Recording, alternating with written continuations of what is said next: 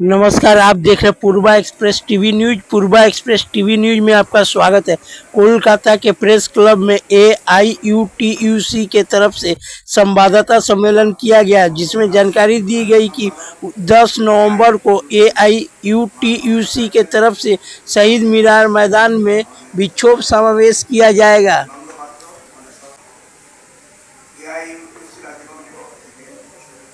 শ্রমিকদের জীবনের জ্বলন্ত সমস্যাগুলো সমাধানের দাবিতে আমরা শহীদ মিনারে আপনারা এও জানেন যে আমাদের AIUTUC শ্রমিক সংগঠন কেন্দ্রীয় শ্রমিক সংগঠন অন্যতম। তার অনুমোদিত বিভিন্ন সেক্টরে শ্রমিক কর্মচারীরা লাগাতার আন্দোলন করছে। আশা কর্মীরা, ICDS কর্মীরা, মিড ডে মিল কর্মীরা, পৌরস্বাস্থ্য কর্মীরা, স্কিম ওয়ার্কার্সরা, পশ্চিমবঙ্গের সমস্ত স্কিম ওয়ার্কার্সরাই আমাদের AIUTUC অনুমোদিত সংগঠনের নেতৃত্বে লাগাতার আন্দোলন করে দাবি আদায় করছে। আমাদের মোটর ভ্যান চালক ভাইয়েরা, টোটো চালক ভাইয়েরা, বাইক ট্যাক্সি চালক ভাইয়েরা সহ পরিবহন ক্ষেত্রে লরি চালক থেকে শুরু করে অটো চালক, বাস চালক, তারাও আন্দোলন করছে। আপনারা জানেন সংগঠিত ক্ষেত্রে পশ্চিমবঙ্গের সবচেয়ে পুরনো শিল্প চট শিল্প, জুট ইন্ডাস্ট্রি, সেখানে দ্বিপক্ষীয় বৈঠকের মাধ্যমে সরকার মালিকের চুক্তি হয়েছিল, মালিকরা চুক্তি করেছিলেন, তা তারা মানছেন না। পশ্চিমবঙ্গে চা বাগান এখন পর্যন্ত স্বাধীনতার আগে এবং পরে কখনোই মিনিমাম ওয়েজ, ন্যূনতম মজুরি নির্ধারিত হলো না। অনেক সরকার পাল্টেছে, কোন সরকারই কথা রাখেনি। এই সরকার কথা দিয়েছিল এবং সেই অনুযায়ী 10 বছর আগে মিনিমাম ওয়েজের জন্য বোর্ড তৈরি করেছিল, কিন্তু তবুও সেই বোর্ড 10 বছর পরও এখনো কোন সাজেশন, ফর্মুলেশন রাখতে পারেনি। প্রতারণা 10 বছর, কয়েক মাস আগে চা বাগানের হাজার হাজার শ্রমিক পালন করলেন। এর সাথে আমাদের দেশের রাষ্ট্রায়ত্ত শিল্পগুলো, ব্যাংক, বিমা, বন্দর এবং সরকারি ক্ষেত্র সমস্তটাই বেসরকারীকরণ করার চেষ্টা হচ্ছে ব্যাপকভাবে। কোল, স্টিল সহ সব ক্ষেত্রে চলছে ব্যাপক বেসরকারীকরণের প্রক্রিয়া। আপনারা জানেন ভারতবর্ষের সরকার, বর্তমান সরকার, বিজেপি সরকার, মোদী সরকার 51টা শ্রম আইনের মধ্যে 29টি শ্রম আইন বাতিল করে তারা 4টি শ্রম করে এনেছেন মালিকদের স্বার্থে।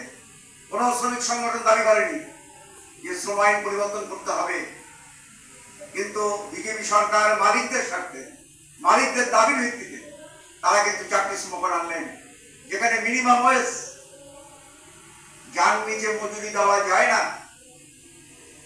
ভারতবর্ষে 1948 সালে স্বাধীনতার পরের বছর মিনিমাম ওয়েজ অ্যাক্ট 1948 পাস হয়েছিল। তার নিচে মজুরি দেওয়া যায় না। সেই মিনিমাম ওয়েজের নিচে মজুরি দেওয়ার জন্য এবার তারা শ্রম কোর্টে ফ্লোর ওয়েজের ধারণাকে নিয়ে এসছে। ধর্মঘট করার অধিকার তারা খর্ব করছে, ইউনিয়ন করার অধিকারকে খর্ব করার চেষ্টা করছে। তারা সময়কে, কাজের সময়কে বাড়ানোর জন্য বিভিন্ন পরিকল্পনা করছে। এই শ্রম কোড আসার পর আমরা দেখতে পাচ্ছি বিভিন্ন রাজ্যে এই রাজ্যেও বহু ক্ষেত্রে শ্রম সময় 8 ঘন্টার পরিবর্তে 12 ঘন্টা, 10 ঘন্টা, 11 ঘন্টা রূপান্তরিত হচ্ছে।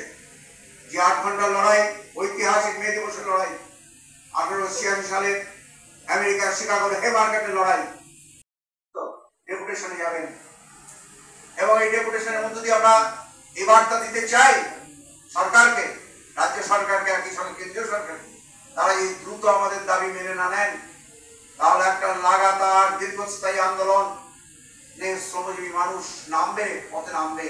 দরকার হলে অবস্থান, অবরোধ, ঘেরাও এই স্তরে আন্দোলনকে উন্নীত করবে, কারণ না হলে জীবন আজকে দুর্বিষহ।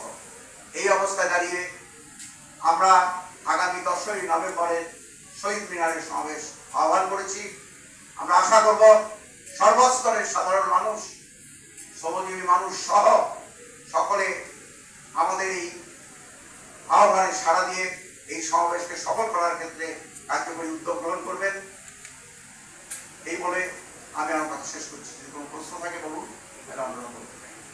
এবং রাজ্যের ক্ষমতাসীন সরকার জনজীবনের যে মূল সমস্যাগুলো, সেই সমস্যাগুলোর দিকে দৃষ্টিপাত না করে সুকৌশলে তারা কখনো মন্দির মসজিদ বা কখনো এসআইআর নামক একটি বিষয়কে সামনে এনে তাকে সামনে রেখে যে আতঙ্কের পরিবেশ সৃষ্টি করছে, যা মোটেই বাঞ্ছিত ছিল না। স্বাভাবিক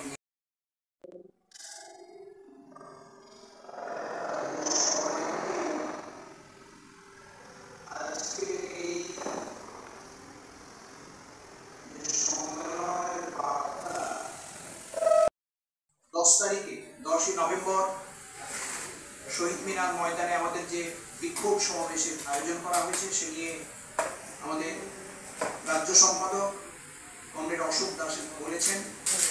আমি ব্যাংক নিয়ে দু চার কথা বলবো। ব্যাংক শিল্প আপনারা জানেন যে একটা দেশের আর্থিক মেরুদণ্ড, ফলে সেই ব্যাংক শিল্পকে সঠিকভাবে দেখাটা যে কোনো সরকারের একটা প্রাথমিক কাজ।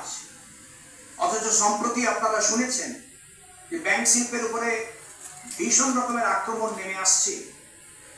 রাষ্ট্রায়ত্ত ব্যাংক এক সময় ছিল 27টা, তা আজকে কমতে কমতে 12টায় নেমে এসেছে এবং সরকারের পরিকল্পনা হলো তারা এই সংখ্যাকে 3টেতে নামিয়ে আনবে। ফলে বুঝতেই পারছেন যে এর উদ্দেশ্যটা কি। কেননা এর আগে যখন এই সংযুক্তিকরণ হয়েছিল, সেই সংযুক্তিকরণের মধ্য দিয়ে আমরা দেখেছিলাম আমাদের দেশের মোট ব্যাংকের যা শাখা, সেই শাখার মধ্যে 7101টা শাখা বন্ধ হয়ে গিয়েছিল। আমরা লক্ষ্য করেছিলাম কর্মী সংখ্যা হ্রাস পেয়েছিল, যেখানে কর্মী সংখ্যা ছিল 8,65,000 মতো, সেখানে প্রায় 6,93,000 কর্মী সংখ্যায় নেমে এসেছে। এবং আমরা দেখেছিলাম যে ব্যাংকের যে অনুৎপাদক সম্পদ, অর্থাৎ লোন দেওয়া হয়েছে ফেরত আসেনি, বড় বড় শিল্পপতি ব্যবসায়ী যারা এই লোনের টাকা ফেরত দিচ্ছে না এবং যেগুলো শেষ পর্যন্ত অনুৎপাদক সম্পদে পরিণত হচ্ছে, এনপিএ যেটাকে বলা হয়, সেই এনপিএর পরিমাণও এই সংযুক্তিকরণের পরে বৃদ্ধি পেয়েছে এবং আবারও সংযুক্তিকরণ হচ্ছে। তাই এটার বিরোধিতা আমরা করছি AIUTUC অ্যাফিলিয়েটেড যে আমাদের সংগঠন, all India bank employee unity ফোরামের পক্ষ থেকে। এবং আপনারা এই খবরও দেখেছেন যে আজকে রাষ্ট্রায়ত্ত ব্যাংকগুলোতে যেখানে এফডিআই বা ফরেন ডাইরেক্ট ইনভেস্টমেন্ট সেটা সর্বোচ্চ পরিমাণ ছিল 20%, সেটাকে সম্প্রতি বাড়ানোর সুপারিশ করা হয়েছে কেন্দ্রীয় সরকারের পক্ষ থেকে। রিজার্ভ ব্যাংকের গভর্নরকে বলা হয়েছে এটা বাড়িয়ে 49% পর্যন্ত করতে। এ নিয়েও বিরোধিতা বিভিন্ন জায়গাতে হচ্ছে।